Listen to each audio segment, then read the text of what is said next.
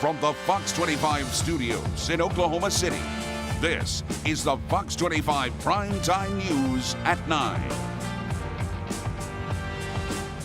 Right now, high fire danger across much of Oklahoma. A large grass fire broke out today in southeast Oklahoma City. It covered about 60 acres. Firefighters say because the fire was in a wooded area, it was hard for crews to battle. Fire officials say the fire did come close to homes, but they worked to protect neighborhoods. Most of the fire was put out earlier this afternoon and it is under control tonight. But firefighters say that this is just the beginning of a dangerous fire threat this weekend. The next 2 days, we're anticipating that if we do have a wildland fire, it's going to spread rapidly, and we'll be dispatching as task forces like we would in the normal high wildland season. I was scared to death. I mean, you know, I got all my animals out of the house and got them in the car and got my wife and carted her off, and my son's over here. He got his wife and daughter out too. Right now, the cause of that fire is still under investigation. We've got you back following this closely tonight. Here's a live look at the burn bans in the state. Now, as you can see, there seem to be no bans right now in the metro, but most of the northwest part of the state. But you still do need to be careful with anything that could spark a flame. Here are a few things to remember. You definitely should not be throwing out any cigarettes until they are fully extinguished. It's also important to clear any brush or leaves from your home and keep firewood at a safe distance away. If you're grilling out, you need to make sure that that grill is 10 feet away from trees, shrubs, brush, and never leave the grill unattended. Also, make sure that you have a water hose attached and ready in case you need it. And if you see a fire or smoke, you do need to call 911 right away. Right now we have Fox 25 meteorologist Carlo Falco here tonight to tell us exactly when the fire danger will be at its highest. Carlo. Well, basically the fire danger is going to be right at its highest as the cold front pushes through for tomorrow, which is going to be into the afternoon hours. But we are talking about some extreme fire danger for tomorrow. It's up in the extreme category in western Oklahoma and onto the panhandle. So this is something that you do not want to burn anything, because even if you are not in the extreme area, it's still critical for Oklahoma City. We're talking about relative humidity values down in the 15 to 25% range for Oklahoma City, plus 15 to 30 mile-an-hour winds with gusts possible to about 50 miles an hour. Right now, fire weather watch in effect for Oklahoma City and northwest Oklahoma. As you get down in southwest Oklahoma, we do have a red flag warning. Both of these are set to expire at 9 p.m. tomorrow because of those very strong winds that are expected to move in. 16 mile-an-hour winds in Oklahoma City right now. We're expecting those to increase for tomorrow, and we're expecting to see these 35 to 25% relative humidities pretty much statewide as we go throughout the day for tomorrow. We do have extreme fire danger for tomorrow and then critical fire danger on Monday as the winds still remain. So this is what our winds are expected to do, staying in that 15 to 25 mile-an-hour range. But look at this, right around 23 to 30 mile-an-hour winds as you go into the later afternoon and evening hours. For right now, we are generally pretty calm or pretty clear out there, but the winds are still pretty strong. They're going to be out of the south at 15 to 25 miles an hour, keeping us relatively mild, but it's going to maintain that high fire danger throughout tonight. We still got to talk about the chance for some rain and a little tiny bit of severe weather possible coming up in your storm watch forecast. Right now, for the first time in nearly 4 years, the government is shut down. Here is a live look at Washington right now. The shutdown comes after Congress failed to reach a deal to pass a spending bill by midnight on Friday. Now we want to give you a live look at the president's Twitter page. His latest tweet on the shutdown right here on your screen. It says, quote, "Democrats are far more concerned with illegal immigrants than they are with our great military or safety at our dangerous southern border. They could have easily made a deal, but decided to play shutdown politics. We need more Republicans in 18, a reference to 2018, in order to power through mess." National correspondent Michelle Macaluso has more on this standoff at Capitol Hill and what comes next. Congress back to work Saturday, trying to reach an agreement to reopen the government. We do some crazy things in Washington, but this is utter madness. After Senate Democrats blocked a month-long spending bill that would have kept the government running and extended children's health insurance program funding for 6 years. The votes were there. The president was ready. The solution to this manufactured crisis was inches away. The reason why Democrats rejected it is because the bill did not include a solution for so-called dreamers. I've never seen something so cynical as Republicans pitting groups of children against each other. They hold up Chip to hold other children, these time the DACA kids, hostage. Behind closed doors, lawmakers are negotiating to end the standoff. And we need to do it today, this weekend, so that people are going back to work on Monday. The shutdown comes on President Trump's one-year anniversary in office. Trump tweeted that Democrats gave him a, quote, nice present, hashtag Democrat shutdown. Happy anniversary, Mr. President. Your wish came true. You wanted a shutdown. The Trump shutdown is all yours. House Republicans are open to a 3-week funding bill. However, House Democrats say they will only vote for a short-term bill if they can reach a deal on DACA and domestic and defense spending caps. Any bill that passes the Senate will have to go back to the House. It's unclear how the lower chamber will act and whether lawmakers will end the government shutdown. On Capitol Hill, I'm Michelle Macaluso. In total, last night's motion was 50-49, but 60 votes were needed to advance the bill. Both of Oklahoma's senators voted yes on that motion. Senator James Lankford told Fox 25 today the shutdown just makes progress in Washington more difficult, especially when it comes to DACA. It's odd that now we're having a government shutdown in January over something that actually doesn't have a deadline until March the 5th. We all want to get this resolved as soon as possible, but it doesn't have to be resolved right now, and it makes it even harder to negotiate it during a government shutdown. All right now we want to give you a live look at Senator Lankford's Twitter page tonight. He said just hours ago, quote, the government is shut down needlessly, I might add, but me and our staff are working for Oklahoma. Thank goodness Sonic Drive-In never shuts down. Hope Senator Schumer comes around and joins us in reopening the government. I'll even share my Sonic with him. Tonight, Oklahoma Congressman Markwayne Mullin laying the blame on Democrats, too, telling Fox 25 News that the Democrats have shut down the government to make a political statement on immigration. It is still unclear how many people will be affected. In a phone interview with Fox 25 today, Mullin says government employees should take precautions.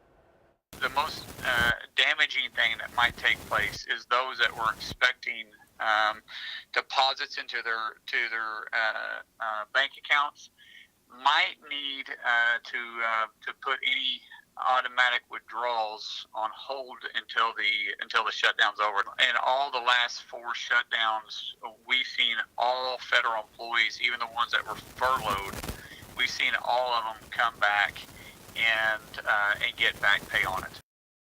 In a statement, Mullin says that he is, quote, disgusted by partisan antics, but he did not say if and how Republicans will be working with the Democrats. We've got you back with how this shutdown is affecting things right here in Oklahoma City. The National Memorial and Museum downtown is still open for their normal hours. National Park Service employees are being replaced with museum staff. As of now, we haven't heard of any other major closures. Happening today, thousands of women came out to the Oklahoma State Capitol for the 2nd annual Women's March. Now you are having here a live look at the Capitol where things are quiet tonight, but that wasn't the case this morning. Those crowds raising awareness for women's rights. Fox 25's Will Metzel tells us the message they wanted to get across this year. Now, Maria, women of all ages gathered to march together at the state capitol this morning. They say they want their concerns heard 1 year after they first organized the event. Step by step down the street from the state capitol on Saturday, these women hope to make a difference. The Oklahoma City Women's March brought out both women and men to show support for women's rights. Edith Ritt-Coulter says it was important to be a part of the 2nd year of this march and bring her daughter. They see about making change, you know? If I want to make change in my society, I need to teach my children to make change in society. And that's why I brought my daughter. She says what all of these women are marching for is important to her. And the women's movement has gone since the 60s. It's going strong. At UCO, I'm part of the Women's Research and Beach LGBTQ+ Center, and that's going strong. I think this is going to keep going. Grace Mendros-Ruffner says it was important for her to come 1 year after President Donald Trump took office. Now that I've seen a lot of the policies and stuff that he's passing, and I don't support them, so I came out here just to be with all these people and just voice my personal opinion and hopefully try and make a difference. She says just being in a crowd that supports the same ideas she does means a lot. I'm just glad to come out here and see this many people are still pushing for stuff that I think is super important, rights that we all deserve. And I'm glad to see just like families and not just girls my age. The power of the crowd, something they all hope makes a difference. I feel like I have a very strong community of women and men who support women's rights. I don't feel alone at all. The march went down Lincoln Boulevard from the Capitol to 17th Street and then turned back around on Lincoln. It lasted until about 1:30. Maria. Women's March is also underway across the nation in hundreds of cities. Thousands of people with signs, those famous pink hats, and plenty of enthusiasm. In New York City and Washington, crowds taking to the streets. The focus of last year's event was protesting the election of President Trump. But this year, the theme is power to the polls to get more women running for office. I'm here because I have to be. Things have gotten way worse than I ever thought that they would, and I'm afraid that our government's being eroded, and all the rights that I think a lot of us have taken for granted over the years need to be protected. Here is another live look at President Trump's Twitter page for his sort of comment on the Women's March. He tweeted just hours ago saying, "Beautiful weather all over our great country, a perfect day for all women to march. Get out there now and celebrate the historic milestones and unprecedented economic success and wealth creation that has taken place over the last 12 months. Lowest female unemployment in 18 years." Back here in Oklahoma, new at 9, police are looking for two men who they say robbed a cell phone store at gunpoint. Oklahoma City police say it happened at a store in the southeast part of the city. They say both men were wearing masks and sweatshirts. If you know who these men are, you should call Crime Stoppers. That number for you is 235-7300. And we also have that number for you on our website. That's okcfox.com. Tonight, a Norman man is dead after a crash near McLeod overnight. OHP says Gregory Judd was driving on I-40 when he went off the road and through a ditch. That's when he hit a fence and struck a tree. Troopers say that he was not wearing a seatbelt and was ejected. The cause of the crash is still under investigation. Happening today, it was a special event at the Children's Hospital. Young patients got dressed up and danced the night away at prom. This year's theme was An Evening Among the Stars. Patients were able to get their hair and makeup done before heading to the ballroom. The event aims to reduce anxiety and depression that often comes along with sickness and being in a hospital. A few of the attendees told Fox 25 this helps take their minds off their worries. I have ALL, which is acute lymphoblastic leukemia. Last year, I kind of felt self-conscious about myself, about not having any hair.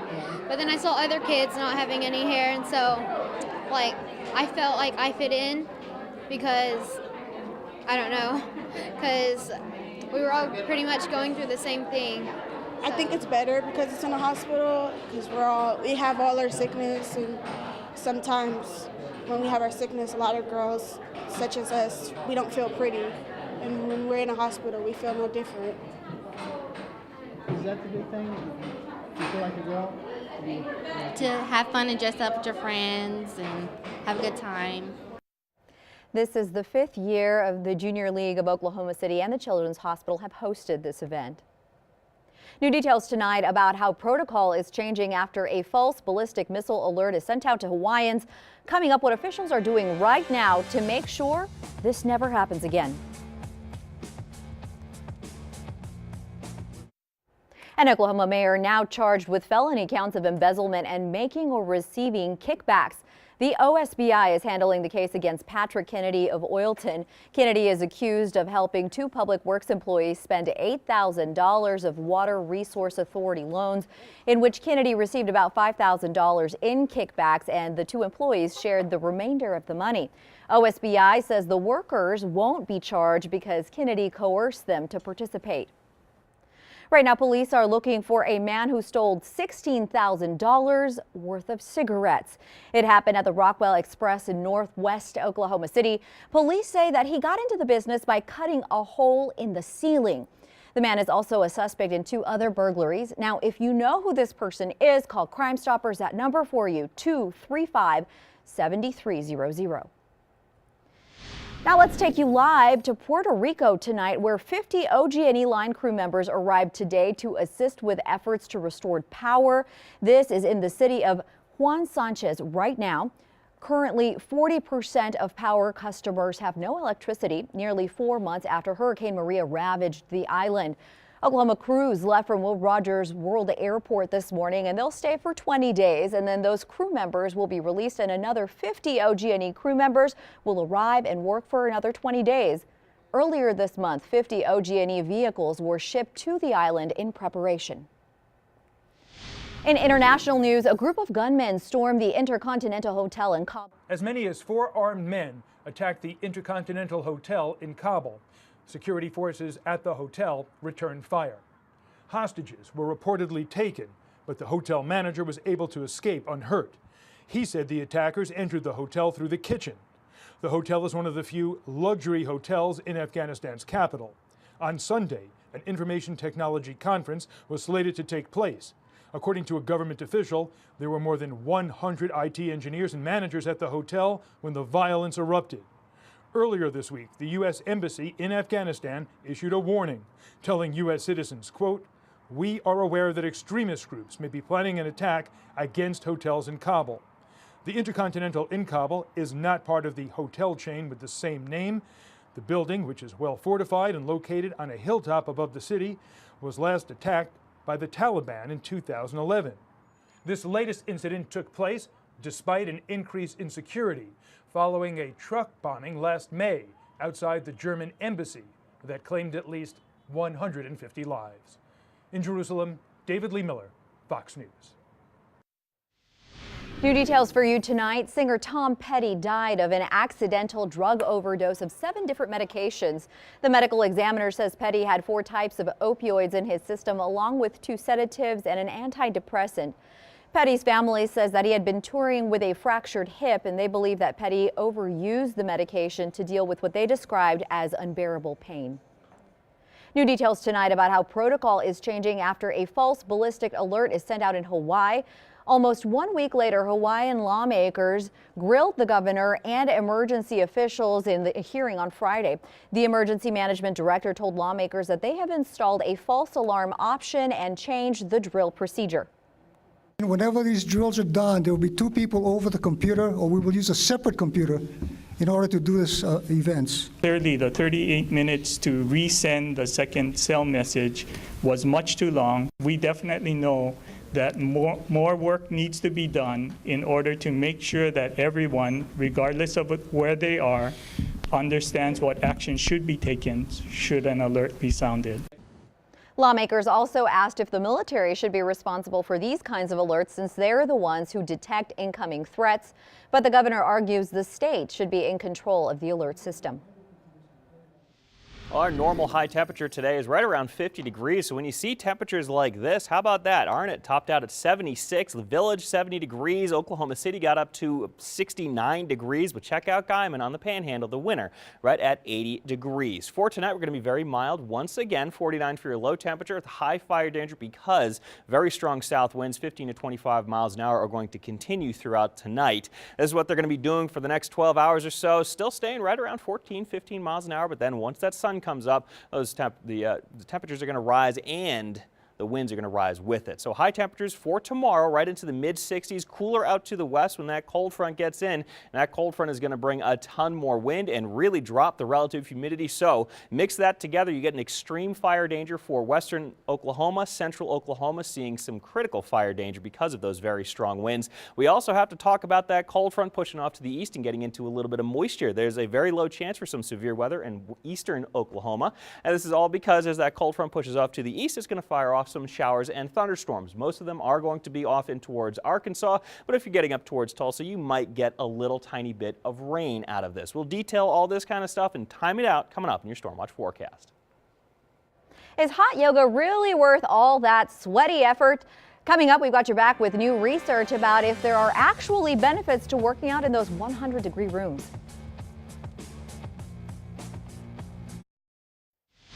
We got your back tonight with some health news, something you may not want to hear. You can catch the flu possibly by just getting some breath of air on you. You don't even need to be coughing or sneezed on. Researchers analyzed air around exhaled breaths of more than 100 people with the flu, and they found that flu contaminated nearly half of the airborne samples captured around flu patients who didn't even cough or sneeze. They were just breathing. Study authors hope their findings could help improve ventilation systems in buildings and transit systems as a way to reduce the risk of transmission. Doing yoga in extreme heat doesn't boost cardiac benefits. Bikram or hot yoga entails running through a series of poses at more than 100 degrees. Researchers assigned study participants to one of three groups. The first group did hot yoga, the second group yoga in a room where the temperature was 73 degrees, and the third group didn't do either. The two yoga groups had similar improvements in heart health from the practice. The hashtag Big Hug Day is going viral and spreading a message of kindness all over the world. It all got started with a group of elementary school children in Florida. Circa's Stephanie Abrams shows us how they plan to make history with the world's largest group hug. I'd like to build the world. Children around the world are sharing big hugs. It's all over social media. From the NYPD to the Court of the Mavericks game in Dallas, the viral hashtag Big Hug Day aims to disrupt a negative news cycle. There are a lot of bad things going on in the world right now, and we want to spread kindness and love. We want to show the world all the good still out there. The campaign was created by this small group of children in Tampa Bay and is now getting embraced internationally. Now there are hugs going on all over the world. They have 6 in Israel with Muslim, Christian, and Jewish children all in one hug. With this past year, there's been so many different things that the kids have had to respond to that they just started getting inundated with bad news. We need to help each other. Bad only wins when good does nothing. The official Big Hug Day is Sunday, January 21st, culminating in St. Petersburg, Florida, in a Guinness World Records official attempt at the world's largest group hug. We believe in the power of kindness. Visit BigHugDay.com to get involved. For Circa, I'm Stephanie Abrams. A new report just released shedding some light on the planning process behind the Las Vegas mass shooting. Coming up, what law enforcement is now saying about the search for a motive.